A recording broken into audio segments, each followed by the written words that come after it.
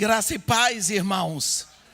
Bom estarmos aqui. Eu gostaria de convidar a igreja para abrir a Bíblia no livro de Neemias, no capítulo 8. Neemias, capítulo 8. E vamos começar a leitura no versículo 1. Neemias, capítulo 8, versículo 1. Em chegando o 7º mês, e estando os filhos de Israel nas suas cidades, todo o povo se ajuntou como um só homem na praça, diante da porta das águas. E disseram a Esdras, o escriba, que trouxesse o livro da lei de Moisés, que o Senhor tinha prescrito a Israel. Esdras, o sacerdote, trouxe a lei perante a congregação, tanto de homens como de mulheres, e de todos os que eram capazes de entender o que ouviam. Era o 1º dia do 7º mês.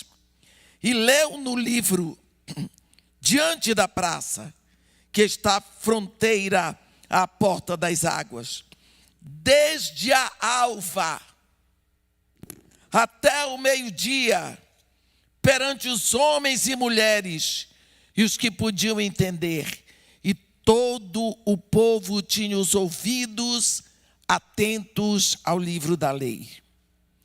Esdras, o escriba, estava num púlpito de madeira que fizeram para aquele fim.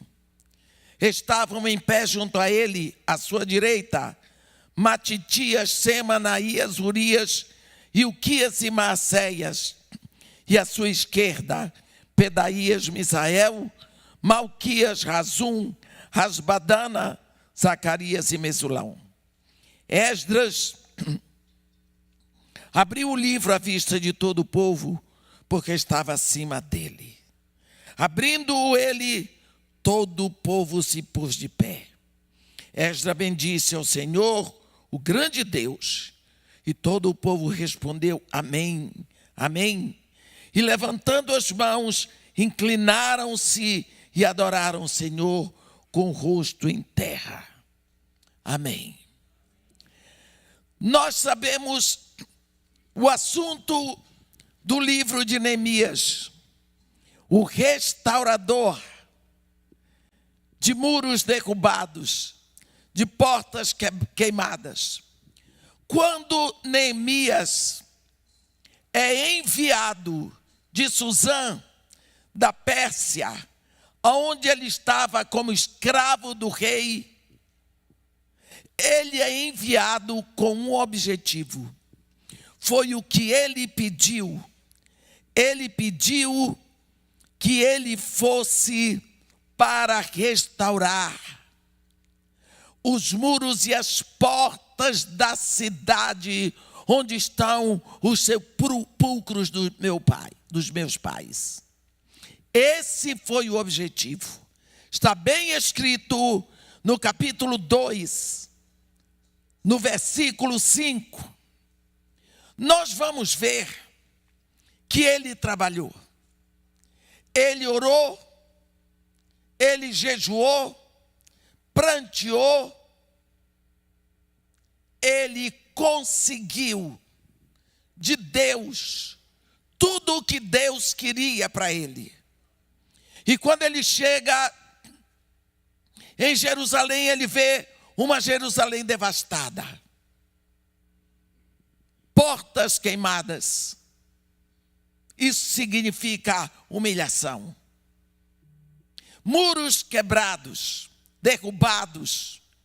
Uma casa, um lar devastado e devassado, sem privacidade. Quando se quebram os muros de uma cidade, naquela época, e se queimam as portas, está dizendo, o lar de você está devastado, como se hoje a casa em que você mora não tivesse mais paredes, nem portas, nem os seus banheiros tivesse nenhuma privacidade. Isso é uma humilhação para uma família. Agora Neemias vem, e nós sabemos que ele começou o trabalho dele. O objetivo dele era restaurar a cidade onde estavam os sepulcros de seus pais. Ele tinha uma visão, ele tinha um objetivo, ele tinha um escopo, ele tinha uma prioridade. E quando nós temos uma prioridade, e a prioridade é estabelecida no nosso coração, e nós levamos a Deus e ligamos na terra, e Deus liga no céu, nós podemos contar que Deus está naquele trabalho. E esse homem, ele teve que resistir a muitas adversidades, muitos adversários que nós conhecemos, Sanbalates, Tobias e o Arábio. Nós sabemos que ele teve que vencer batalha. Houve um momento que eles trabalhavam com a espada numa mão e com a outra eles levantavam um muro. Eles tiveram todo tipo de ameaças, mas ele não desistia porque ele olhava para frente. Quando nós estamos numa batalha, nós não podemos olhar para os lados. Tem que olhar para o objetivo. Pense, se você está numa corrida de velocidade, uma corrida de 100 metros, você tem que chegar lá. Quando alguém dá o tiro de partida aqui, você corre olhando o ponto onde você vai chegar. Você não fica olhando para ver se sua esposa está lá, se seu filho está lá, se sua mãe chegou. Não. Se tem alguém olhando, você olha o ponto onde você vai chegar. Era essa a visão dele, como Jesus. Lembra de Jesus? Jesus tinha uma visão. E a visão era o ministério dele na terra, era a missão dele, era a cruz. O escopo, o objetivo dele, a missão era a cruz, nada o impedia. O tempo dele era contado. Nós lembramos, no capítulo 2 de João, quando a mãe falou que faltou vinho, ele disse: mulher, não é chegada a minha hora. No capítulo 6 de João, quando os irmãos queriam que ele fosse para o templo, ele disse: o tempo de vocês sempre está aí, o meu tempo não é chegado. No capítulo 17 de João, ele levanta as mãos e diz: Pai, é chegada a hora. Existiu uma hora registrada na eternidade. Existiu uma hora registrada antes que fossem criados os céus e a terra. A Bíblia diz que o Cordeiro foi morto antes da fundação do mundo. Antes da fundação do mundo havia uma hora determinada. Jesus Cristo se movia. A impressão que temos é que ele era movido por um pêndulo espiritual, de horas marcadas. Ele tinha um ministério imenso para dar conta em 3 anos e meio. E ele sabia onde queria chegar. Não podemos brincar com o horário. Por isso, sabemos que ele não vai se atrasar para buscar a noiva. Assim Neemias corria. Ele tinha um escopo. E esse deve ser o trabalho de todo filho de Deus. Ter o escopo, o objetivo, o lugar onde ele quer chegar. Para não ficar se envolvendo com coisas do mundo. Meus irmãos, Neemias teve que vencer batalhas. E ele foi um guerreiro de oração. Quando você lê o livro de Neemias, você vai ver que aquele homem orava todo o tempo por tudo. Tudo que ele ia fazer, ele orava. Ele foi traído. Se existe um momento difícil na vida de uma pessoa, é o momento da traição. Porque você nunca é traído por um inimigo. Você é traído por amigo. Porque o grande tema da traição é o elemento surpresa e a dor de saber que aquela pessoa em quem confiava lhe traiu. A Bíblia diz: aquele que repartia comigo o pão à mesa, levantou contra mim o calcanhar, me deu um coice. Porque quem bate com calcanhar é quadrúpede. O grande elemento que dói na traição é que a pessoa que lhe trai é o seu amigo, é aquele que anda do seu lado, que sabe da sua vida. É o que mais lhe machuca.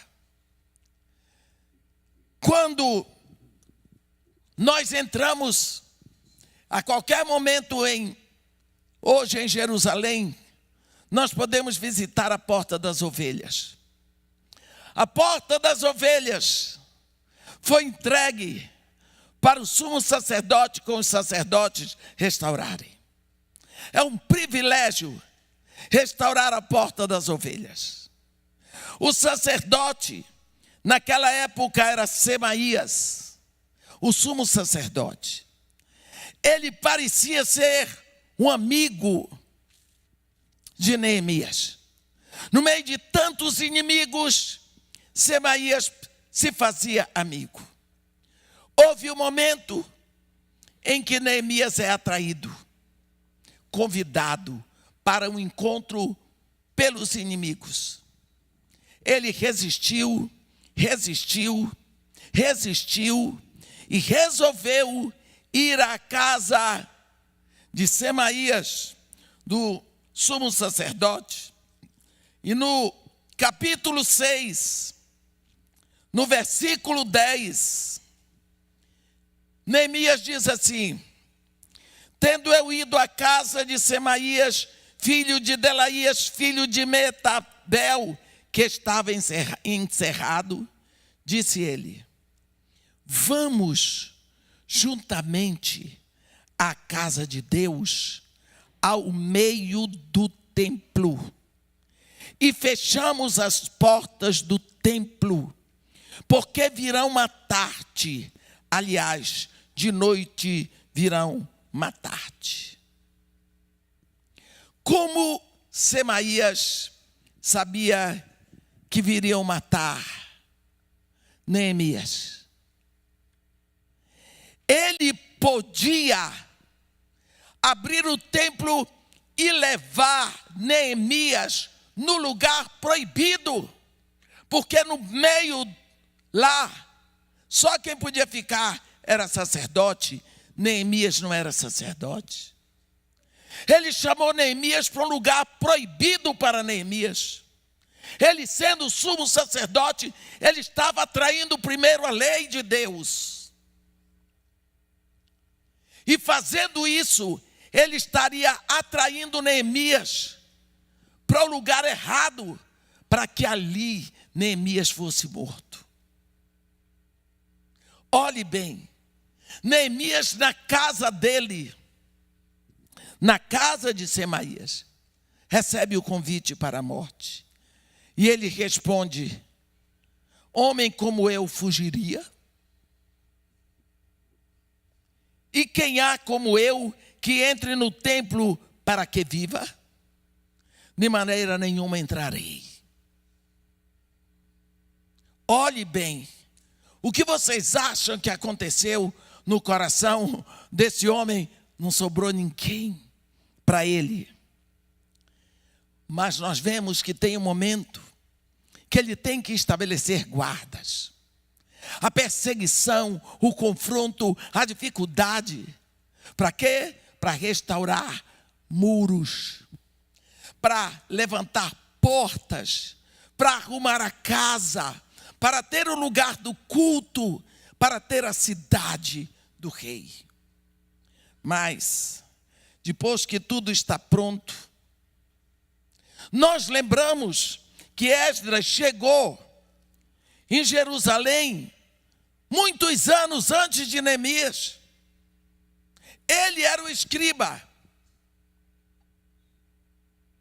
Nada aconteceu, mas agora que as portas estão no lugar, os muros estão levantados, restaurados, o censo foi pronto, a cidade de novo tem aspecto de cidade.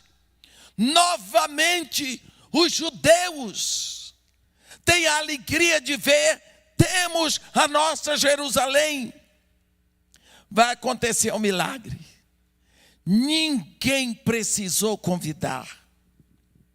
A Bíblia diz que quando chegou o 7º mês, os filhos de Israel estando nas suas cidades, porque nós sabemos que as tribos estavam divididas em cidades, cada tribo na sua cidade.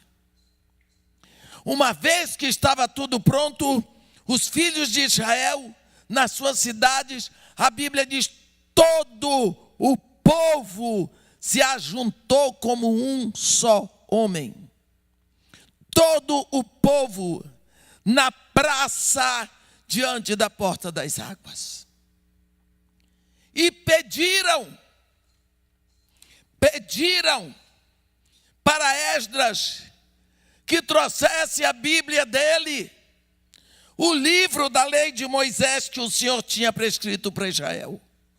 Sem que houvesse chamado, sem que houvesse anúncio, sem que houvesse convite. O povo sente o convite no coração. O povo sente o desejo. E o povo se move. De todas as cidades, eles sobem. E eles se prostram ali. E eles pedem. Você sente nisso uma saudade, um desejo de descobrir a sua essência. E eles pedem a Esdras que traga o livro da lei. Esdras, o sacerdote, trouxe a lei perante a congregação, tanto de homens como de mulheres, e de todos os que eram capazes de entender e ouvirem o que ouviam. Era o primeiro dia do 7º mês. Ele leu. Pense o que é isso. Diante da praça que está à fronteira, a porta das águias, desde a alva até o meio-dia. O que significa isso? Que aquele povo passou a noite ali. Desde a alva, desde o amanhecer do dia, até o meio-dia, aquele povo ficou ouvindo a leitura perante homens e mulheres, os que podiam entender. E todo o povo tinha os ouvidos atentos ao livro da lei. Esdras estava num púlpito de madeira que tinha sido construído para aquela ocasião. O único lugar na Bíblia onde tem a palavra púlpito é aqui, Neemias 8, versículo 4. Esdras estava num púlpito de madeira que fizeram para aquele fim. Estavam em pé. Junto a ele, os sacerdotes, no versículo 5 diz: Esdras abriu o livro à vista de todo o povo, porque estava acima deles. Abrindo ele, todo o povo se pôs de pé. Todo o povo se pôs de pé. Há quantos anos Aquele povo não levantava para ouvir a palavra. Há quanto tempo eles não congregavam? Por quê? Porque as portas estavam queimadas. Porque os muros estavam derrubados. Agora eles se ajuntaram. Eu não sei se vocês lembram, quando o povo de Israel entrou na terra, Josué dividiu a terra em lotes, um lote para cada tribo. Só a tribo de Levi não teria herança na terra, porque o trabalho deles era com as coisas de Deus. Você pensa, lá está a tribo, digamos assim, de Dan. Naquela cidade lá, ali está a tribo de Naftali. Lá do outro lado, digamos, está a tribo de Asser. Cada tribo era uma cidade, meus irmãos. Uma cidade. Eles trabalhavam a terra. Eles falavam a sua língua. Mas aos poucos, eles iam desenvolvendo o seu próprio sotaque. Mas Deus estabeleceu as festas. E as festas eram aqui em Jerusalém. E quando chegava na época das festas, esse povo se movia. Quando Asser saía da sua aldeia, ele estava tão distante de Naftali. Mas depois de 2 dias que eles se moviam na mesma direção para Jerusalém, eles se tornavam mais próximos um do outro. Então essas tribos saíam das suas terras. No início distantes, à medida que eles focavam Jerusalém, eles iam ficando mais próximos. E quando eles chegavam dentro de dentro de Jerusalém, já não era mais Asser, Naftali, Dan, Gade, não. Era Israel. Era um só povo. Porque aqui eles eram um só povo em Jerusalém. Quando esse capítulo 8 começa a dizer que todo o povo saiu das suas cidades, eles se reuniram aqui para pedir que o livro da lei fosse trazido. Por quê? Porque agora eles tinham Jerusalém. Agora eles tinham lugar para congregar. Agora eles tinham lugar onde a lei do seu Deus podia ser ouvida. E ali eles ficaram. Desde a alva, digamos que seja 6 horas da manhã, até meio-dia. Em silêncio, ouvindo a voz do sacerdote Esdras, lendo a palavra de Deus. Esdras bendisse ao Senhor, o grande Deus, e todo o povo respondeu: amém, amém. E levantando as mãos, inclinaram-se e adoraram o Senhor com o rosto em terra. Nós lembramos que eles leram.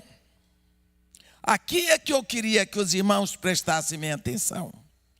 No livro da lei de Deus, claramente, dando explicação de maneira que todos entendessem o que era lido.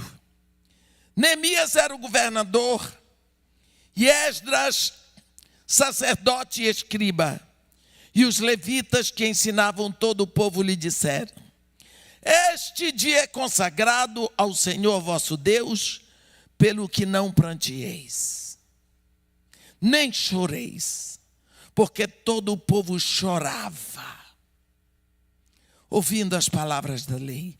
Você pode imaginar o que estava acontecendo, porque o povo chorava.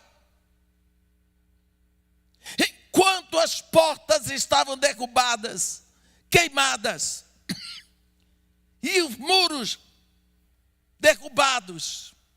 Eles estavam soltos, dispersos, indiferentes. Mas no momento em que eles se reúnem, eles ouvem a voz que falou do Sinai. Eles lembram que eles têm um Deus. Eles choram de saudade e a palavra cai no coração. A palavra tem vida que vai aos corações. Meus irmãos, que palavra é essa? Que palavra é essa que diz para o caos: haja luz e houve luz? Que palavra é essa que vem e diz: haja separação entre luz e trevas e houve? Que palavra é essa que diz para o mar: aquieta-te, e para o vento: sossega, e tudo acontece? Que palavra é essa que chama Lázaro no quarto dia? A própria irmã de Lázaro disse para Jesus: não abre, porque cheira mal. Ela era testemunha ocular da decomposição do cadáver, porque na véspera ela tinha ido lá para colocar ervas aromáticas. Que palavra é esta que abre daqui e diz: Lázaro, vem para fora? Ele não disse: Lázaro, ressuscita. Não, porque ele podia ressuscitar e ficar lá dentro. Vem para fora. E a Bíblia diz que ele saiu todo amarrado, mas saiu. Que palavra é essa?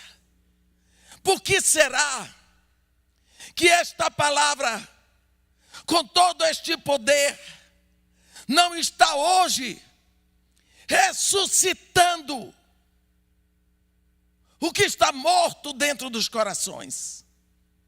Por que será que esta palavra lida por Esdras leva Israel a chorar de ouvir?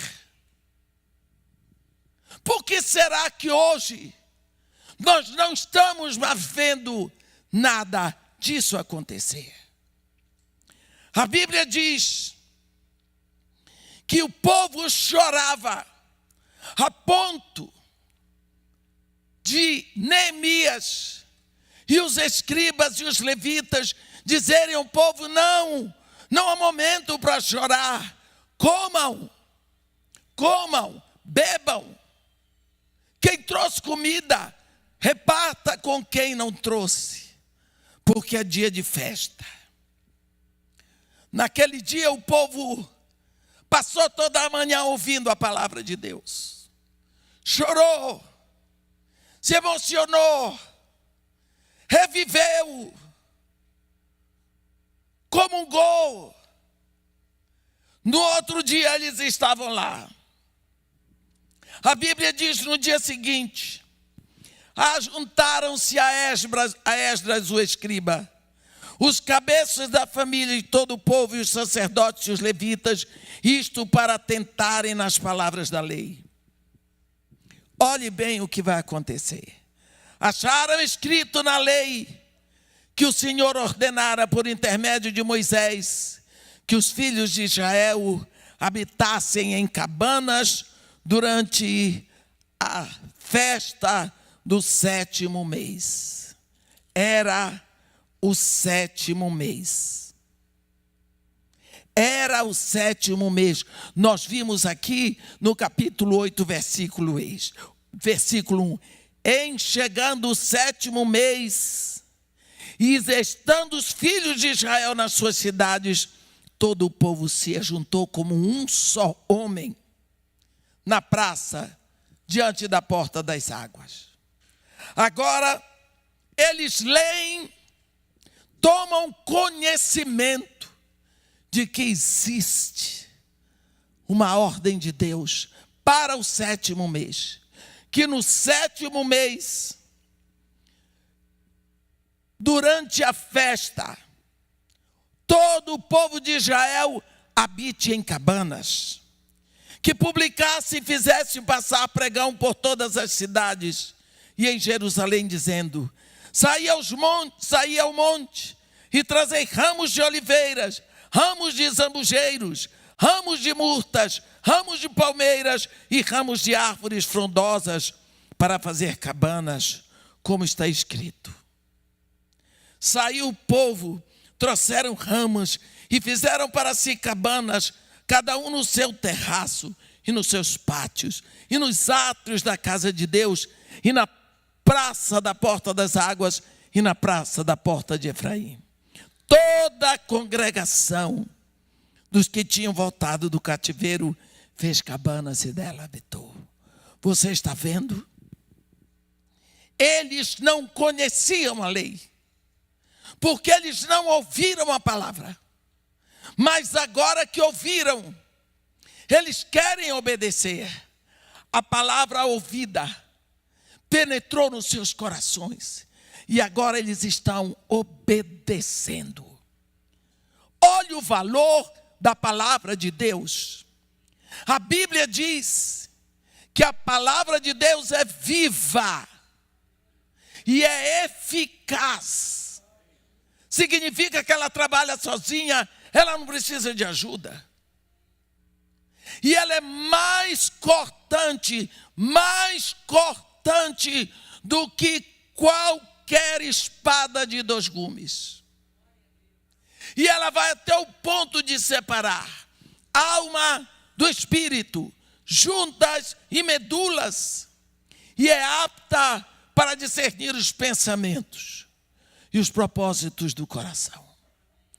O que está acontecendo hoje?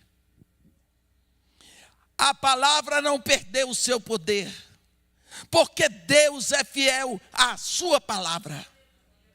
Deus diz em Isaías 55, assim como desce do céu a chuva e a neve, e para lá não retornam, sem que antes reguem a terra e a fecundem, e a faça produzir, para dar semente ao que semeia e pão ao que come. Assim é a palavra que sai da minha boca, não retornará para mim vazia, mas fará o que me apraz e prosperará naquilo para que a designei. Preste atenção a isso. Vamos falar de uma palavra que saiu da boca de Deus. Que ele diz que a palavra que sai da sua boca não retorna vazia. Fará o que me apraz. Prosperará naquilo para que designei. Uma palavra que sai da boca de Deus e não volta vazia. Só um exemplo. Deus dá uma palavra. Você olha lá no início da narrativa de Gênesis. No princípio criou Deus os céus e a terra. A terra, porém, era sem forma e vazia. Havia trevas sobre a superfície do abismo. O Espírito de Deus pairava sobre a superfície das águas. E Deus diz: haja. O Espírito de Deus pairava, tomando conta. Mas nada aconteceu até que viesse a palavra. Quando veio a palavra no vazio, coberta pelo Espírito, produz. Muda isso para o Novo Testamento. Tem lá um ventre sem forma e vazio, porque o ventre de uma virgem. O ventre daquela mulher estava do jeito que ela nasceu, do jeito que Deus fabricou no ventre da mãe dela. Estava lá, sem forma e vazio. A palavra vem: terás um filho. A palavra vem no imperativo positivo. Assim como Deus lá disse: haja luz, no imperativo positivo. Aqui no Novo Testamento, ele diz: terás um filho. Imperativo positivo. Ele não diz poderás ter. Quem sabe você poderia ter. Não, ele diz terás. Ela que se vire. A ordem foi dada. Mas Deus é Deus. A moça se assustou. Ela já tinha assinado o ketubá com José. Ela prometida e comprada. Ela se assustou. Ela não era boba. Porque Maria não era boba. A gente vê pelos filhos que ela criou. Cada filhão. Ela disse: como? Como se fará isso? Eu não conheço varão. O anjo disse: ei, preocupa não. O Espírito Santo te cobrirá. A palavra já caiu. Terás um filho. O Espírito Santo te cobrirá. E o ente que de te nascer será chamado Filho do Altíssimo. Por enquanto, o Espírito Santo vai cobrir. Porque a palavra já foi dita. Mas precisa o Espírito Santo cobrir. E o Espírito Santo está esperando. Aí ela abre a boquinha e diz: eis aqui a serva do Senhor. Faça-se em mim segundo a sua palavra. Ela deu a liberdade. Ela se dispôs, ela se entregou e o Espírito Santo a cobriu. A palavra foi dada, o Espírito cobriu e a palavra nasceu. Se estava no ventre, vai nascer o quê? Homem, vestido de homem. Quando você olha para Jesus, Jesus é a palavra de Deus vestido de homem. É a palavra visível, é a palavra palpável, é a palavra audível. Ele veio e habitou entre nós. Estava lá. A palavra fez tudo. A palavra veio. Mas quando vem esse Filho de Deus, é unigênito. É o único gerado do Pai na terra. Quando ele volta primogênito. Porque Deus disse: assim é a palavra que sair da minha boca, não voltará para mim vazia. Ele volta dizendo o que está escrito em Hebreus: eis-me aqui, ó Pai, e os filhos que me deste. Não voltei vazio. Aos meus irmãos proclamarei teu nome, cantar-te-ei louvores do meio da congregação. Esta é a palavra de Deus. Nós perguntamos: o que está acontecendo hoje? Será que nós estávamos ou estamos em Pérgamo? Fui odiada por um homem na igreja que estava pregando para os jovens e eu ia pregar depois dele. Desculpem, eu tinha pregado antes dele e ele ia pregar no horário depois, porque ele era um homem que tinha um nome muito vultuoso. Era uma pessoa muito importante. Então ele tinha um horário nobre. Mas não tem problema. Pode me chamar no horário que tiver que eu vou. É privilégio. É privilégio pregar. Ser levantado diante da Assembleia dos Santos de Deus para ministrar a palavra, meu irmão. Eu vou perder uma oportunidade dessa? Eu posso ser tudo na vida menos burra. E ele disse: eu ouvi. Ele disse, pregou muito bonito. Eu dei graças a Deus que eu tinha estudado para compreender palavras muito difíceis. Ele disse, completando tudo, pode fazer sexo fora do casamento, mas com responsabilidade. Eu quase morri. Eu tive medo que meu filho estivesse ali. Eu olhei para aqueles jovens. Eu não sabia o que fazer. Isso tem mais de 20 anos. Chegou lá fora, eu olhava para aquele homem. Eu tinha medo dele. Eu disse para ele, pastor, o que foi isso que o senhor disse? O que você acha? É o que eu falei. Eu disse para ele, o senhor está em Pérgamo. Pérgamo. Totalmente misturado com o mundo. Você esqueceu quem você é. Esse homem teve tanta raiva de mim. Mas não tem problema. Nós precisamos saber a responsabilidade que nós temos com esta palavra. Se nós deturpamos a palavra, é como estivéssemos trazendo novilho ou cordeiro doente, faltando pedaço para oferecer como sacrifício a Deus. Porque toda oferta representa o cordeiro. E todo o cordeiro representa a palavra de Deus. Jesus é esta palavra.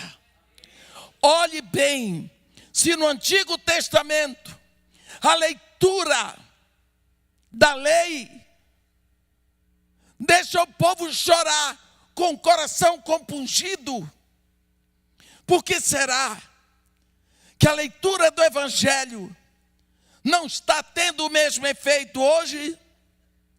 Eu me pergunto, a palavra em si não perde o poder.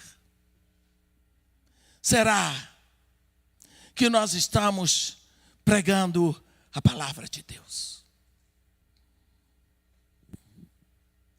Quando o profeta Ezequiel é levado a profetizar para os ossos secos, a ordem que ele tem de Deus é: ossos secos, ouvi a palavra de Deus.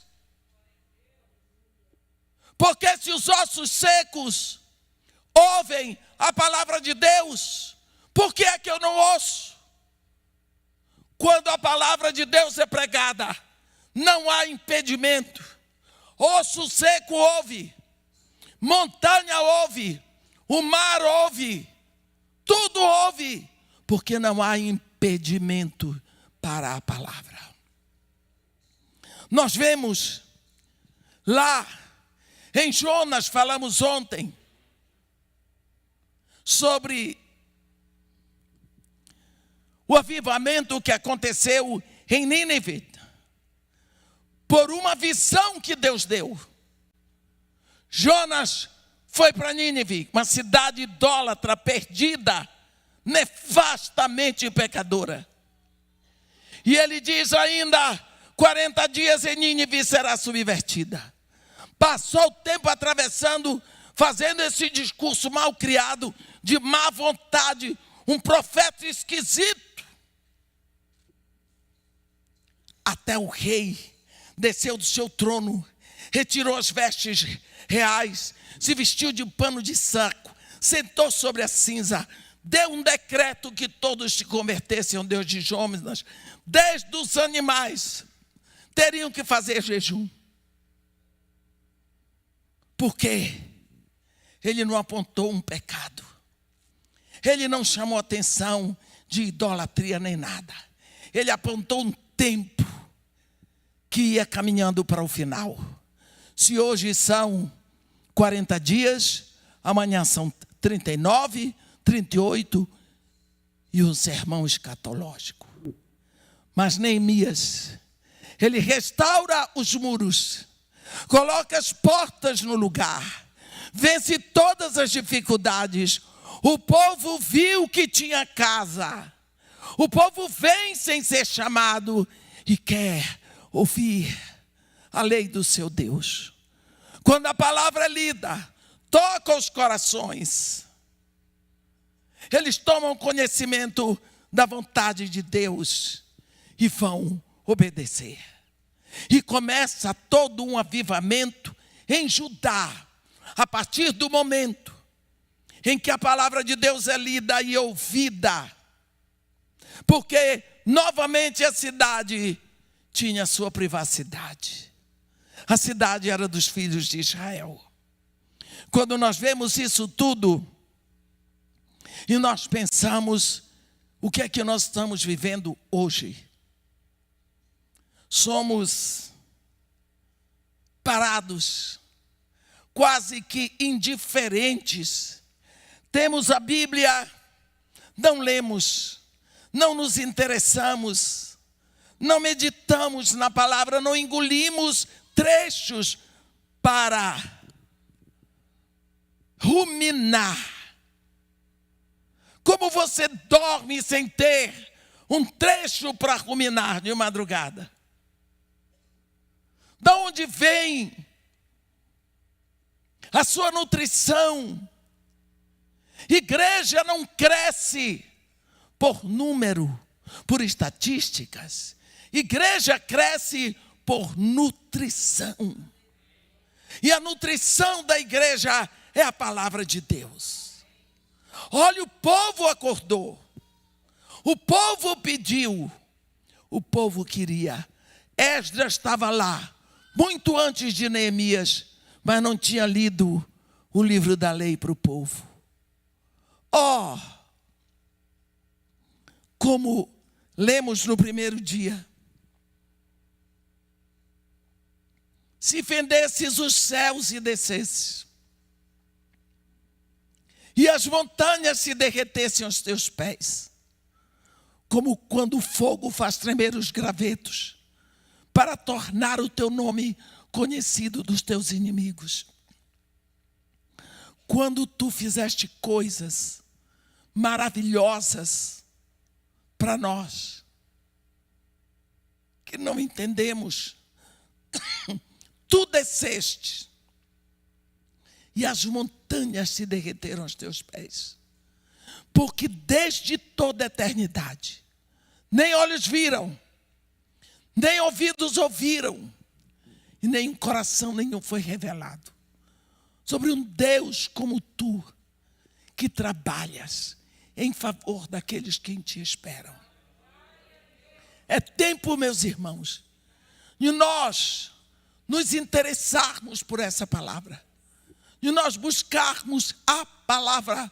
Não importa quem pregue, mas você tem ela escrita. Esdras fez o que você sabe ler. Conselho meu: leia em voz alta, para você ler e ouvir, porque lendo e ouvindo você guarda. Versículo 3 de Apocalipse diz: bem-aventurados aqueles que leem e aqueles que ouvem as palavras da profecia, e aqueles que guardam o que nela está escrito, porque o fim está próximo. Você lê em voz alta, você ouve o que você leu e você guarda na sua mente. O povo de Israel começou uma vida nova, não porque os muros estavam levantados, não porque as portas estavam no lugar, mas porque eles ouviram a palavra escrita, porque eles ouviram a voz primeira que disse aquela palavra. Precisamos crer que esta palavra que está escrita na Bíblia é gerada no coração de Deus. Quando você estiver lendo, tente ouvir a voz que primeiro falou isso aqui. Procure entrar no clima dessa palavra, porque isso daqui não é um poema, isso aqui é uma realidade, é a palavra de Deus. Quando eu entrei no Morro Dona Marta a primeira vez, eu entrei com essa visão da palavra. Era a favela mais violenta de todo o Rio de Janeiro. Lá existia a maior concentração de centros de macumba. E eu sempre fui muito apaixonada pelas coisas que eu faço. Eu não sei me entregar pela metade. Ou eu vou 100% ou eu não faço. E eu criei. Eu tive não sei se foi sonho ou foi uma impressão que eu tive, que eu ficava na frente da favela e eu acendia uma luz. E aquela luz ia se multiplicando, e daqui a pouco a favela toda estava iluminada. Ora, a luz é a palavra. Então eu vou orar no pé da favela. Eu vou dizer a palavra no pé da favela. E eu chegava lá na frente da favela, que para mim é o pé ali, e eu começava a dizer a palavra. Só o que está escrito. No princípio era o verbo, e o verbo estava com Deus, e o verbo era Deus. Ele estava no princípio com Deus. Todas as coisas foram feitas por intermédio dele, sem ele nada do que foi feito se fez, porque a vida estava nele, e a vida é a luz dos homens. E começava a dizer só o que está escrito na Bíblia, até as vírgulas. Daí eu pulava para um salmo, aí eu ia para uma carta de Paulo, aí eu voltava para Gênesis, só a palavra, 1 hora, todos os dias. Eu tinha certeza que no mundo espiritual alguma coisa estava acontecendo. E teria que acontecer, porque vou dizer, a palavra que sai da minha boca não retornará para mim vazia. Nunca, meu irmão, nunca isso vai acontecer. Soltou a palavra de Deus, vai acontecer. Porque é Deus que garante. Depois a coisa melhorou. Eu subia por Laranjeiras e até o topo do morro, e de lá eu descia. Os céus proclamam a glória de Deus, o firmamento anuncia a obra de sua mão. Descia. Tinha um macumbeiro que ia na minha frente, derramando sangue. E tinha gente que ia atrás de mim. Eu tremia toda, mas nunca caí dura na queda. Tremia. Depois que eu acabava aquela descida, eu entrava lá, onde estão as crianças. Eu chorava de medo.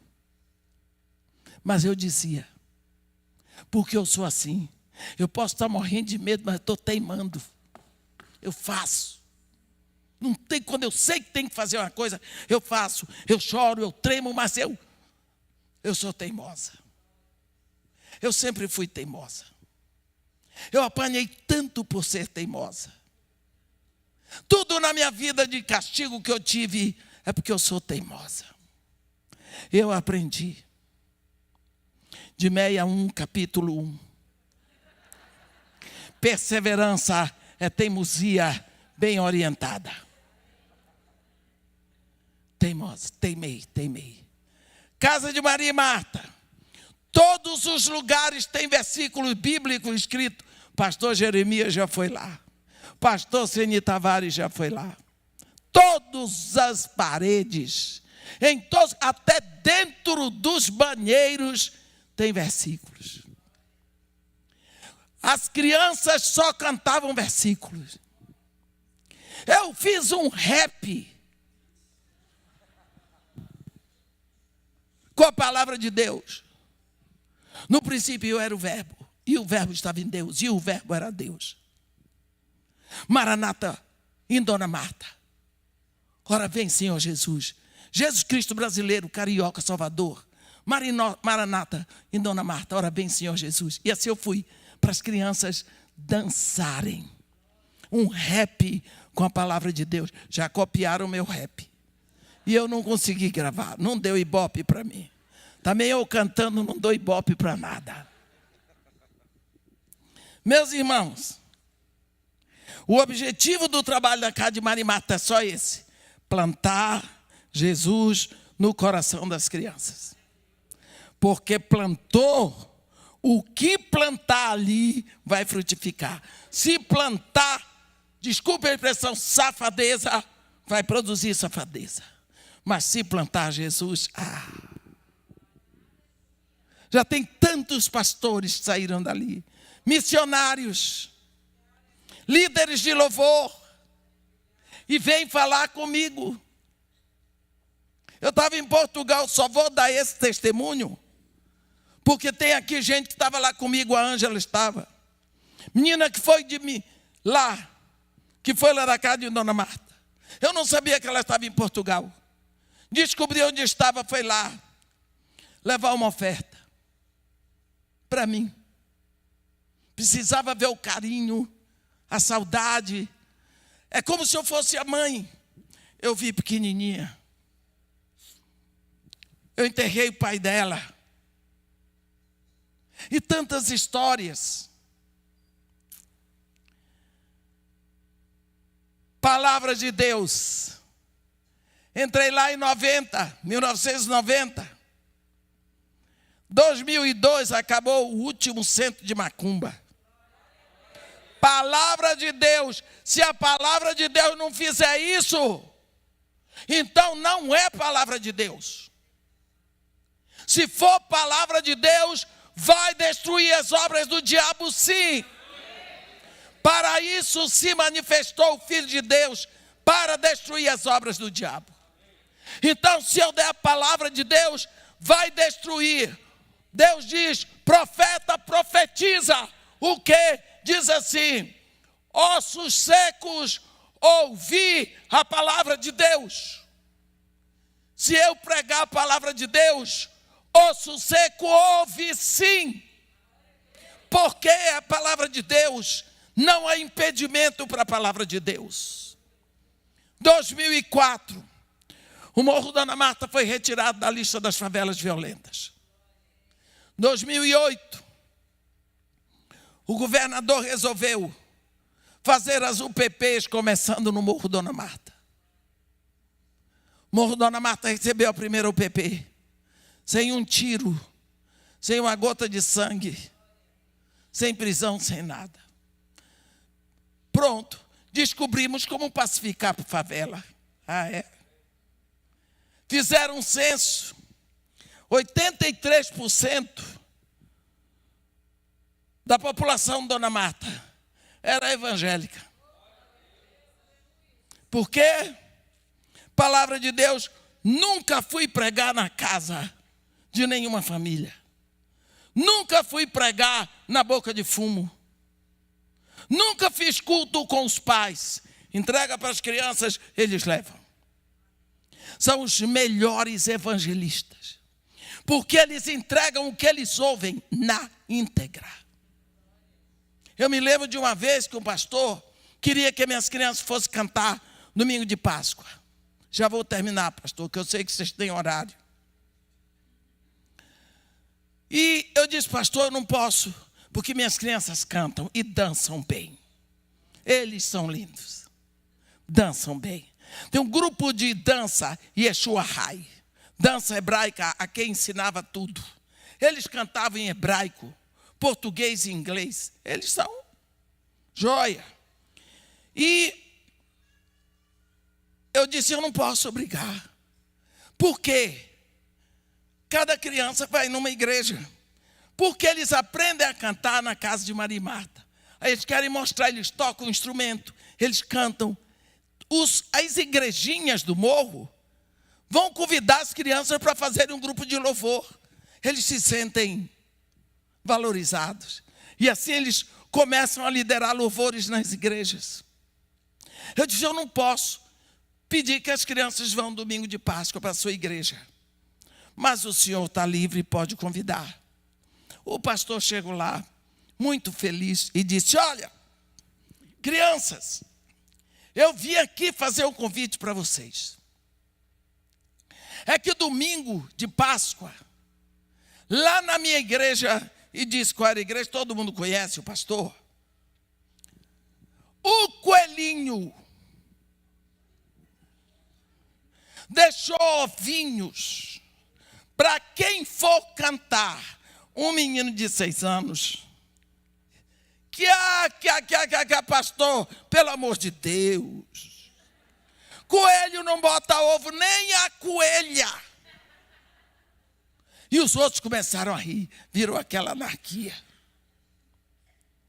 Pastor, levantou a menina. Páscoa não tem nada a ver com coelho, tem a ver com cordeiro. O pastor de preto ficou verde. Vocês viram? Eles aprenderam.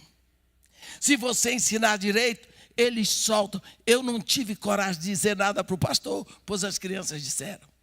O pastor olhou para mim, eu olhei para ele, eu olhei para as crianças, um pouco envergonhada, porque eles precisavam respeitar o pastor.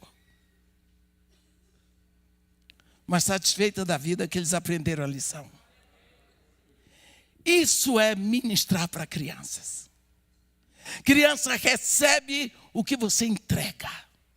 Do jeito que você entrega. Vocês já viram que você bota mamadeira na boca de criança, ele engole? Você bota papa, ele engole, ele não mastiga. Assim é a educação que você dá. Eles engolem, eles recebem. Esse é meu trabalho lá. Eu só trabalho com criança. Há bem mais de 30 anos. Fornecemos tudo. Mas tudo que eu faço e que agora nós fazemos, eu tenho uma segunda intenção. Plantar o evangelho. Porque plantando dá. Eu de antemão agradeço a vocês. Pela dádiva. Pela oferta. Pela parceria.